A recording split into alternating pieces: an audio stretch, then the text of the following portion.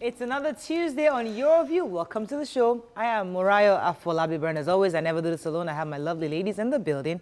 Hello. Hi. How you guys doing? And we have with us our guest co-host today, Ajoke Adubi Davis.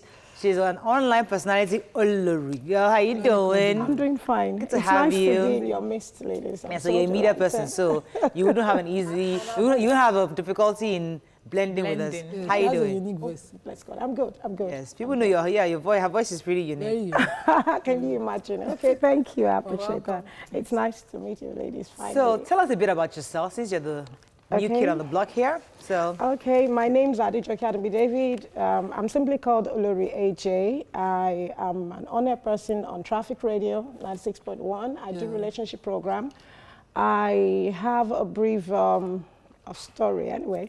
I have been with people like Big BC Olatilo. I was an entertainment person. I report for him on entertainment. How many years in the business? Wow, almost going to 15 years. Wow. So you mentioned BC Olatilo. I was like, I was shy. So I've been with some late Saladiaro Mire also. I started my breakfast program actually on his English TV station. It's always this Europe. So I've always been an English kind of, because my Yoruba is not that. it's good to have you on. So How you doing, Nima? I'm good. Seriously looking forward to the siblings fair. Oh, that's you mentioned that. On the 30th of November to the 2nd of December, we'll be having it. That's next week, Wednesday till Friday at the Adeyemi Bero Hall. And a lot of people have been calling thinking that I have the connection to put you on. Just contact Wura, follow the link. it's Nima now. Call Wura Lion. And Mutia, you people should please sort out all these people calling me, please. I've told them to follow the link. They would sort them out. That's cool. How are you doing, Obiajulu? I'm doing It's great. Tuesday. Yes, it's Tuesday. Second So day of the last night by 10 p.m. I was craving for pizza and ice cream. 10 p.m. I'm telling you. Jesus. No, come on. I wanted to ask. We are done. No, I'm not pregnant. That's what I said. Until I found out I was pregnant. So immediately after the show, I'm going to get myself a large one. a big size. See Miriam yesterday. pizza. Yes. I've never seen somebody look so beautiful sick. She has malaria. She was really down. I met her, the whole windows shut, everywhere, the blinds shut. She just had the dark blanket and all that. I said, you're running temperature, you're covering blanket. Madam, get up. And then she raised her face. She looked so beautiful. I said, I'm sure you're not pregnant. I hope you feel better soon. Yeah, I Yes. wish all the best. Believe it, miss you on the show yesterday. did. It was supposed to be on yesterday, but yeah, we are still doing our renovation. You know, we're giving out a lot of things. I think you're not freezers. I need You're giving glass out cups. freezers. Can you? Yeah, I need glass Please cups. you call need me. freezer. No, I need some. I know I someone just that needs collected it. glass cup for my mom. See, trust me. I'll hook you up. Right, that She has a lot. Okay, I need I my need own glass freezer. cups. Oh, if you need, it's old freezer. We've had it for a long time. We know someone who needs it. I know someone who needs it. I'm So I serious. have free. I might be giving away even the refrigerator, depending if a guy buys a new refrigerator. I don't know if he's gonna buy, but if he agrees to, we'll probably need giving that out. So. Interesting. Glass Give me, cups, I'll tea give cups, them. please. Remember. Trust me. You always have somebody. Trust me. Nimat. Oh my goodness. So there's so much to do today. Honestly, I'm not sure if we've been talking about this, but it's really sad. We're hearing a really, really I hope sad it's the story. wrong one. I'm still thinking it is. We just read it. We're not sure yet. We're hoping that it's not true that one of on-air personality passed on. We can't confirm that. I know it's trending. I hear it's trending already, but we just want to just give it some time for it to settle down. True. We're hoping it's not true, but it's really sad morning for us to be talking about that. Somebody that is really, really fun, energetic, hype. I mean, I still saw her recently. Very, very, very. I just hope it's not true. Anyway, let's go on a break. When we come back, we'll try to go through the front pages of the newspapers, and later, Praise Forward is in the building because we're going to continue our conversation on parenting. Stay with us. We'll be right back.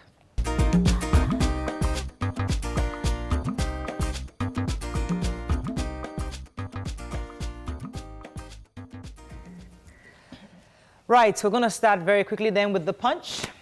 Mixed reactions greet Buhari Atiku's plans.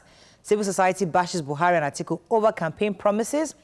Oshiomhole condemns PDP presidential candidate's agenda. Picture here, makeshift structures used for defecation in Igamu, Lagos. Dasuki to be tried in absentia, says court. 3 arraigned for using Buhari's name to perpetuate 7.4 billion naira fraud. Hijab crisis. UI shut secondary school. DVC gives reasons. Ex-OAU Sex for Mark lecturer Akindele arraigned and remanded in prison. Insurgency in Nigeria caused by politicians or politics, says Buhari. FG targets 40% foreign debt in 2019. And 30,000 minimum wage. Governor skip mum after the meeting with the president. So in a reactionary move, I think one of the ministries, remember recently there was some kind of rating that came out that we're the second or third in the world for the open defecation. Oh, yeah. So now the government is doing something about it. I mean, we are very reactionary. Once we hear them tell us internationally, we begin to put things in place. But now they're working hard to stop people from actually defecating that because it's causing 60,000 deaths almost. Extremely important. For children. The number of migration, the amount of people migrating to Lagos on a daily is scary. And I remember mentioning on this couch that it's happening all the way from Maltu to Igomu. Now, Igomu is where we have the National Theatre. We have such an edifice. Right. And we have people abusing nature around there because there are no public toilets properly run. And when I said it here, they waited until Igbo people carried it to react. But as I speak, it's still happening. So you have the new roads, the Badagry Expressway expansion. You can't cross by foot. You will find defecation. You will find it drying up. It's everywhere, even with the Face Me, I Face You room. So the three persons arraigned by the Federal High Court in Lagos yesterday for allegedly perpetrating fraud with the names of the president and his wife. So they write to foreign nationals saying that they were sent by His Excellency and his wife, and they've duped people for over 7.4 billion naira already. So they came to court and pleaded not guilty. They have money for lawyers. The case is still... Anyways, let's move on to the nation. Buhari to study governor's position on 30,000 wage. Atiku plans to back 50 million SMEs. Court remands Sex for Marks lecturer. Soyinka Ohaneze and Afenifere insist on restructuring.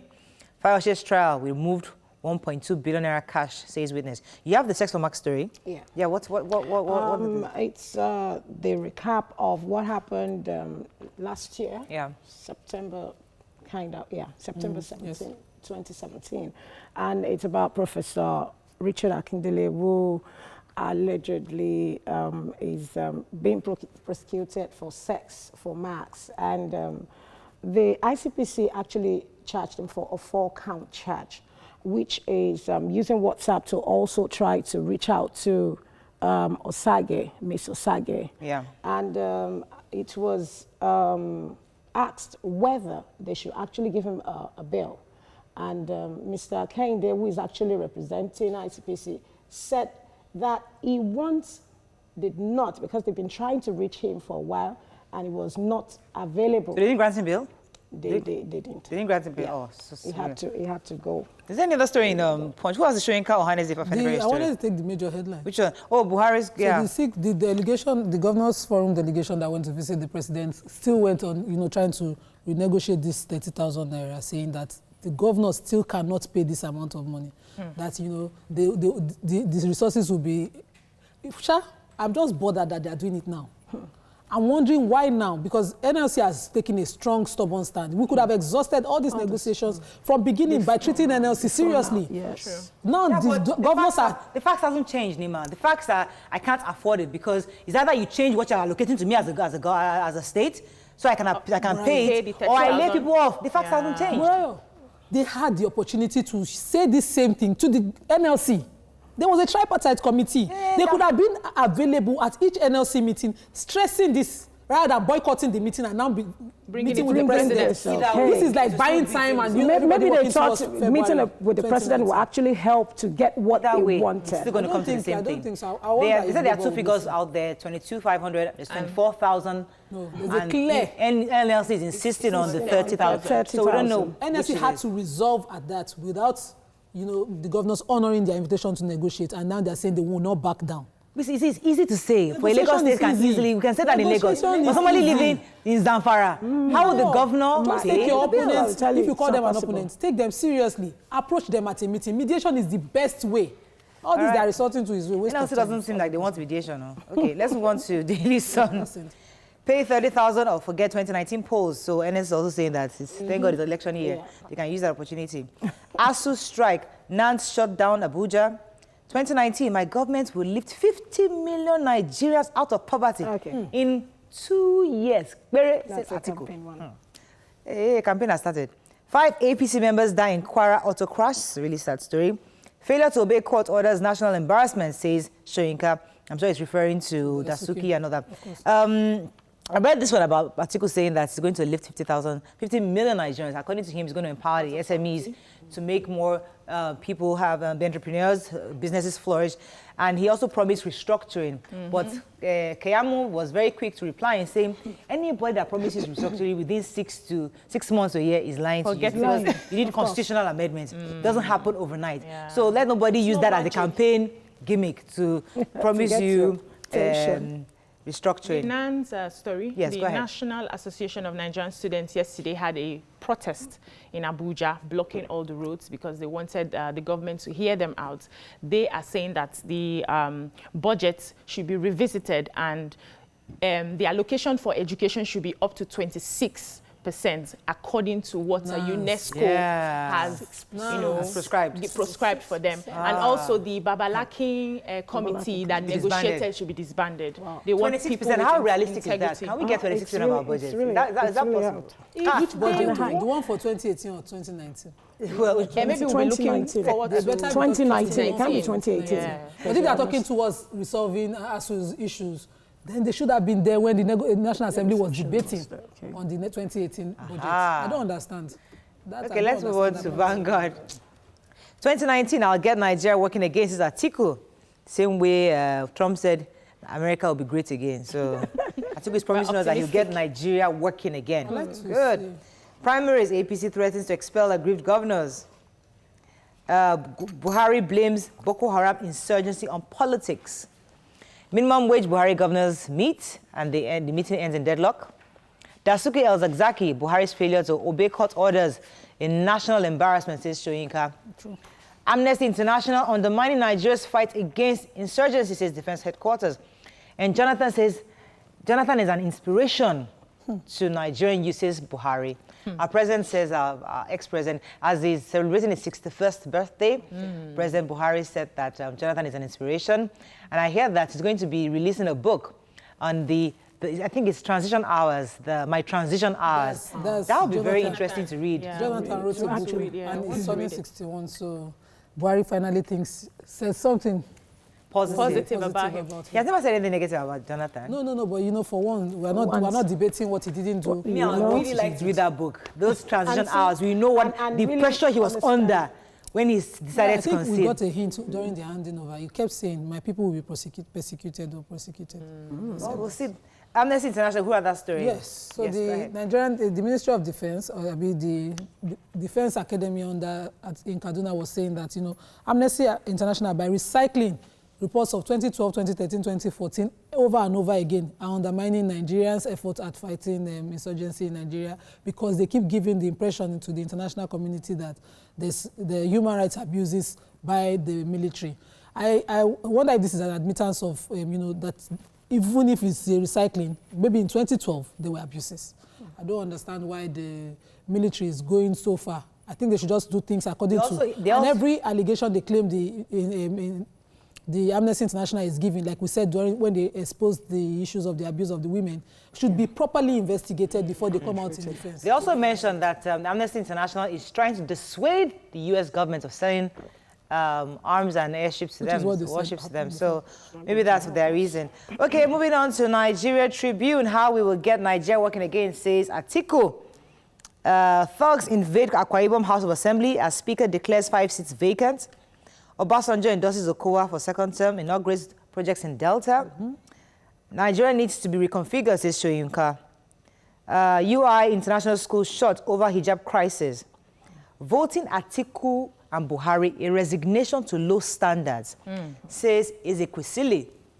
APC moves against aggrieved aspirants, declares litigation anti-party. Right. Which story? Ezekwesili.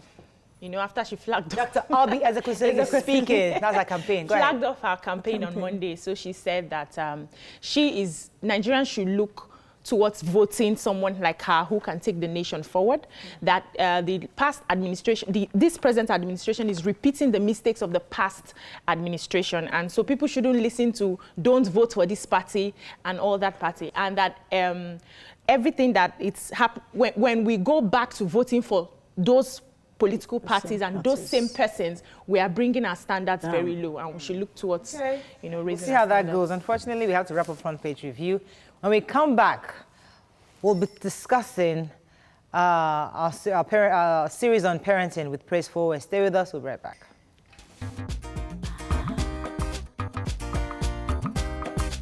Stay tuned. Your View will be right back.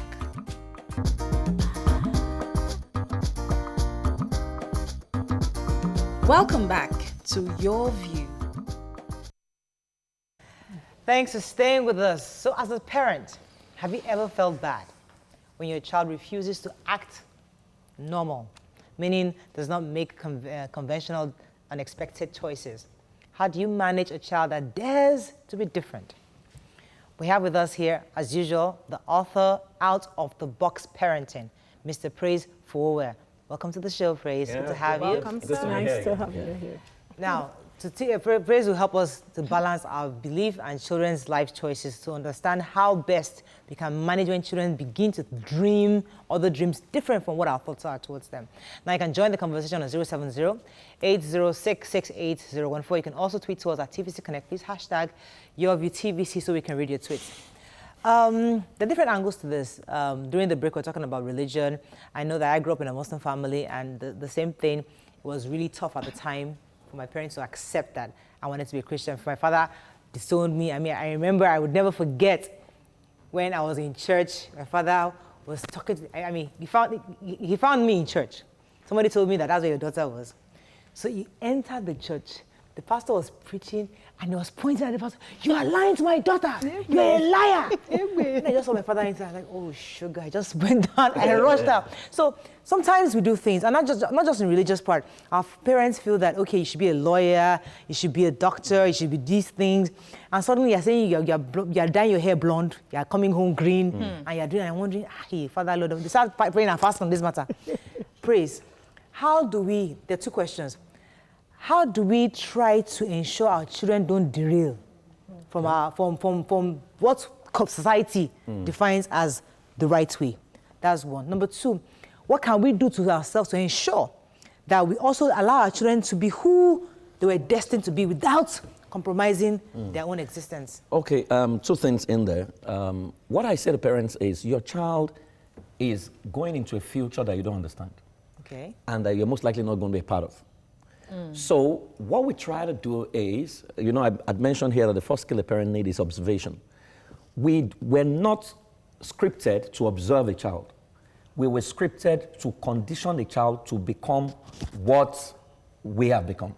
So for example, your parents slapped you at 5, you are going to slap your child at 5 for spilling water, right? So oftentimes we take positions without troubleshooting.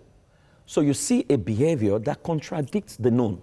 I mean, take for instance, when the laptops and the computers came, there was a group that believed that was the tool of the Antichrist. Yes. And they refused to allow their children to use it. To own it. In fact, there was a group that banned TV at some point in this country and called it now. the devil's box. Till today. Right? So what happens to children in that sect who desire to be, on-air personality, who desires to run a talk show, right? So because you don't own a child is a seed. You are a seed handler. There's a seed owner who has sent a child here. Every child is an answer to a problem. Right. Now, so when you don't understand that you don't own your child, you're going to impose yourself on your child. I think what we need to teach a child is how to love, how to see other people, you know, as God sees them, man made in God's image, how to respect, right? When you do that, right, and you model it, because unfortunately, our children learn from what we do, not what we say. So we live a contrary life. You're lying as a parent, then you want your child to be truthful, right? You smoke ganja as a parent, you want your child not to smoke. It's not possible. I was sharing somewhere and I said, when I was younger, my father mixes Star with Coke. And it tells me when you mix Star with Coke, it becomes Maltina. And it's not that bitter. Oh my God. So you can easily... So I drink it. Right, so if my father is going to preach against drinking, how am I supposed to listen to him? Let me ask this, because I have 4 kids, and sometimes you see them come back home and they have a pattern of hairstyle. Yeah. My husband will like, what kind of hairstyle is this again? What do you want them to say when you get to church? It's son of, a son or a daughter of a minister. What is, and I'm like, and if I don't talk, because I'm a sociable person, maybe because of my kind of job, my exposure and all that. So sometimes I now look guilty. I feel guilty that maybe, are you doing something wrong? I'm doing something wrong. But as far as I'm concerned, I believe you need to give them a space. You need to let them express themselves. So how do you now work on that? You need to have a discussion with your husband, because, I mean, if you ask your husband when he was a child, what kind of hairstyle did he wear? Right? So oftentimes, I think we grow too fast and we forgot the things we did as children, which is expected behavior. Some of us baptizing in this country. Yes. It was what was trending in our age and time. Some of our parents, they wore pencil, they wore wig, so they were always rotating. Now, the problem is we define our children by our status. Your child is not you. The child of a pastor, for example, is not a pastor. Right? I was a pastor's child. In fact, the first thing I did when I got to university was I went to look for where they were smoking, to start smoking, because I wanted to remove that toga. Growing up, every time you did something, you call yourself a pastor's son. So I was like, is it become a crime? Because a pastor's child is simply a child who was born by a pastor. So if the child of a doctor falls ill, do you call yourself the son of a doctor? How can you fall sick? How can you fall sick? Pastor's child that refuses to conform is rebellious. That's the problem. You're a rebellious child. What are you conforming to? Exactly. Where is that conformity taking you to? Okay, so consistently what we say is, let me just say this. We say to ourselves, and why we do many of these things is because we say, our generation were disciplined. We don't want our children to be wayward. Question. If we are disciplined, why doesn't our nation look like a disciplined nation? So is there a possibility that we mistook domestication for discipline? Because the operation system are alike, but they are not the same. But they believe that if my child should do what other child is doing, you understand, other children are doing, then it means I am wrong as a parent. Is your child committing a sin? That's the question you need to find out. Many of us parents, we have this issue. We want to be like somebody else. We want to copy. We don't know what, what is happening in your house now is different from mine. Because I wanted you to jump in here, because I know your angle is a bit different. I'm more concerned about parents thinking that because we gave birth to these children, we know their destinies. And I was studying the scripture on a particular day, the book of Judges 14. When Samson wanted to marry from the Philistine, and the parents said, no, you're supposed to marry a Canaanite. And verse 4 exactly said they did not know that it was Jehovah that was sending him there. So sometimes we sit back and we feel we know, I gave birth to you. Don't you think we are giving ourselves too much power as parents over those children? Our job basically is supposed to be like a guide. You can't blame the parents because they were also conditioned. Right? So they do bad things with good intention. They don't mean well. I don't want my child to. When parents say, I talk to Christian parents. Over the weekend, I was even talking about it. They want to raise their children in the way of the Lord. So I asked them, what is the way of the Lord? They don't know. Right? So consistently, the way they were conditioned and scripted is the same way they're trying to script their children. Right? To say, I don't want my child to do, I want my child to do this. But I need to go on a break because I don't understand what you're saying. If your child will now go out, come back home with green hair. I don't understand. I have gold hair. No, but it ties down to... Put green hair, put red hair. It ties down to what is your family, what are your family values. All right, when we come back, we'll discuss that. Stay with us. We'll be right back.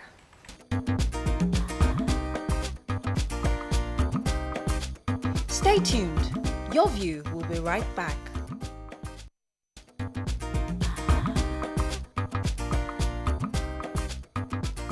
Welcome back to Your View. Thanks for staying with us. So, Nima, you had a question you wanted to... Okay, so I was wondering how conditioning is such a negative thing. Like I said, growing up in the house where I grew up, there was no way you couldn't have been a Muslim, the kind of father that raised me. So we were raised. Every morning we'll do the scriptures together and we'll go into the world freely to take any decisions. I've never seen a supportive father like my dad. So I started activism in school, in university, as a girl, and it was supposed to be something that was a boy's thing. But the most supportive system I had was my dad. So when I come back home, I'll be engineered to do more. That's the kind of home I grew up. And the hijab, how did we discover it in my house? So we've read everything, and he left the books. Never once did he say, because I'm an imam, cover the hijab. Yeah. We grew up, And at the age of 17, I decided that I read this thing God is saying, this is how I want you to conform in society. This is how you should appear. So cover your adornments. And I decided to cover the hijab. And the first person who questioned it was still my dad. That how sure are you of what you're doing? So you don't come back tomorrow like a confused person taking it off and putting it back on. And I said to him, if I was doing it for you, then no big deal, I'll take it off. But the reason I'm doing it is for God, I would never take it off, and I've never. Yeah. For the past. So your father did not, conditioning is not negative, right? Your father, what he did was not conditioning. Your father created an environment, right? But in that environment, he put a support system, right? So that you remember what you have said now, you took your decision. He did not take decisions for you. Now, in adverse conditioning, they take every decision for you. So, for example, your child comes back home with green hair. As a parent, the first thing you want to do is to question and ask why, right? Why are you doing this, right? Because, again, when you're trying to correct a child, in correction or discipline, you are supposed to point a child back to his identity. Unfortunately, the identity of the child is not defined by many parents, and they are trying to give rules and regulation. Every misbehavior can be tied to two things: non-discovery of self or non-remembrance of self. If you don't have a sense of identity, you will misbehave. If you forget who you are, you will misbehave. So how do you tell your child who he is? Exactly. Now, so that's where it starts from. Observation. Who is this child?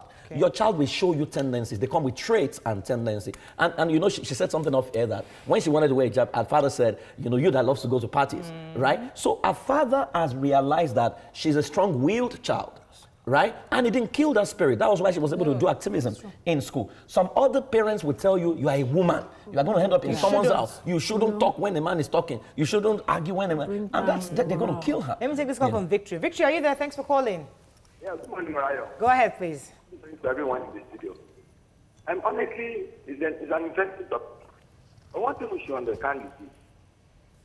The family, parenting is one you, the factor under the family. And when we're talking about parenting, family is the first thing that comes from. Right?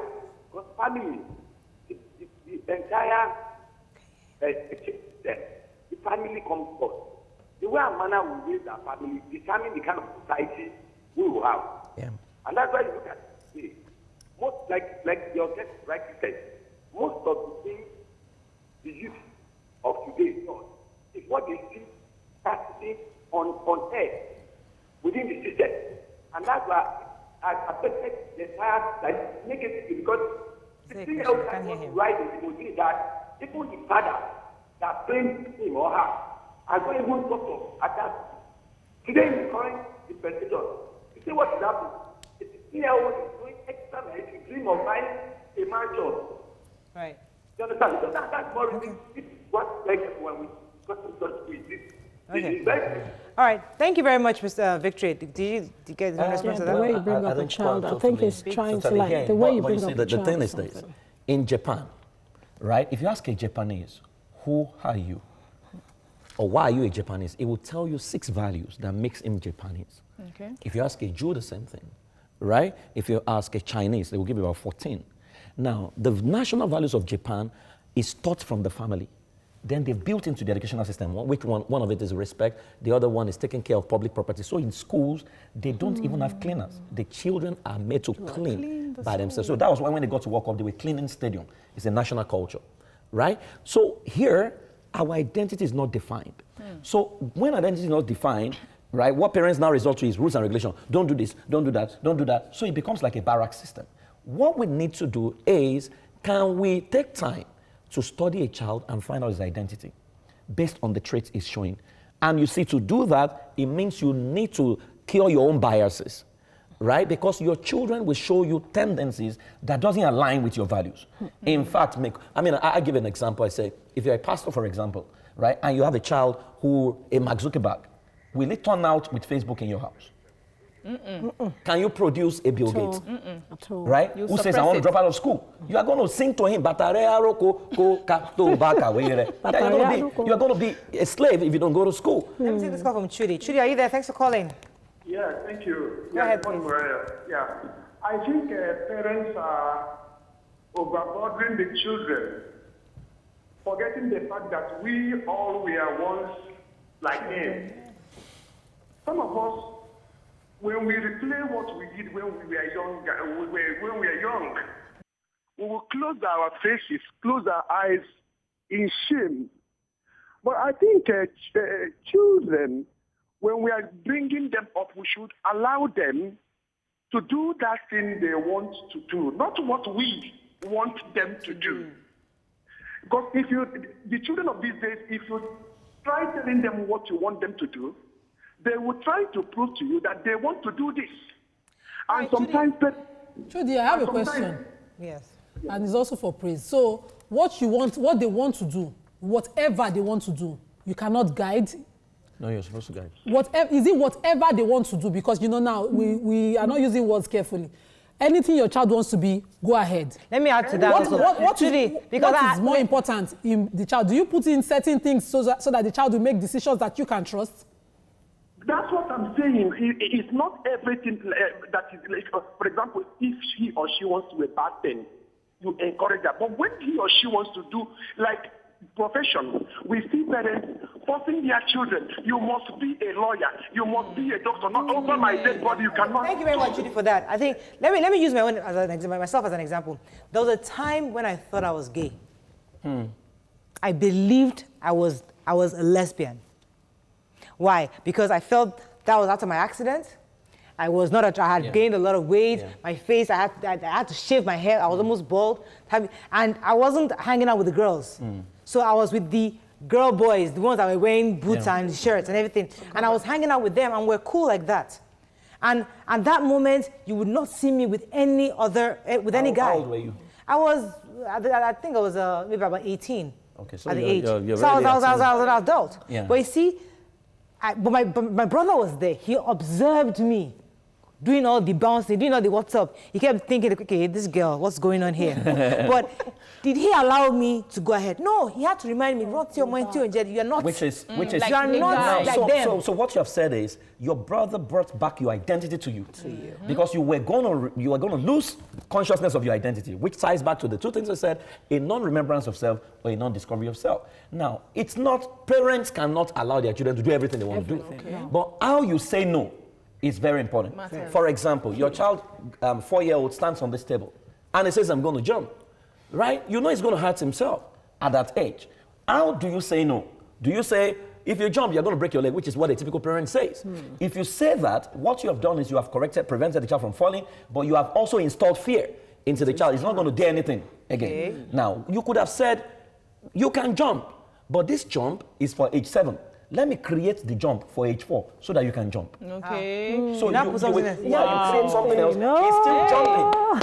Hey, phrase. Right? How realistic is that? Then it becomes aspirational to say, I know when I'm 7, I will jump this jump. Have you asked yourself why many of us don't dare things that looks like a threat? Extreme things. We're afraid. We were. So wait, pause, don't go too fast. So my child is on a chair, and he wants to jump. Yes. You know, you break a leg. I just put the stool. And say, the one that I can jump. Appropriate for the child's age. Yeah. Praise. Yes. Let me pause you. I have to go on a break. I have to digest that one. Stay with us. We'll be right back. Interest. Stay tuned. Your View will be right back.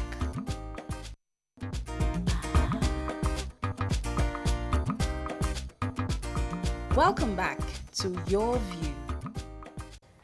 Thanks for staying with us. Obiajilu had a question. So I have a question, but before that, I mistakenly mentioned Canaanites when I was supposed to say Israelites in my analogy. And I always believe that we should, as parents, try not to overprotect our children. Sometimes when that protection is too tight, we don't trust that they can handle themselves when we're not there. And I'm going to say this because of my own personal example. Growing up, I was overly protected. I was basically caged. I wasn't allowed to go out. I wasn't allowed to hang out with boys. But then when I got into the university, it was freedom. And I couldn't contain myself. I couldn't handle it. I nearly got lost. So is there a way parents can, relax a bit on these children? They can't relax because you can't give what you don't have. If you have not studied parenting and you don't understand that parenting is a script, right, you will do all these things. Now, a lot of parents have not taught their children age-appropriate education, that they ought to have taught. Because parenting is basically you instruct a child, you ensure that he masters it, then you allow him to write an exam for what you have taught him. Writing exam is telling him go, right? But a lot of us, we share that, so we teach, we think we have taught, then we now cage our children. Then the first time they're exposed, they see freedom, and they go to the extreme.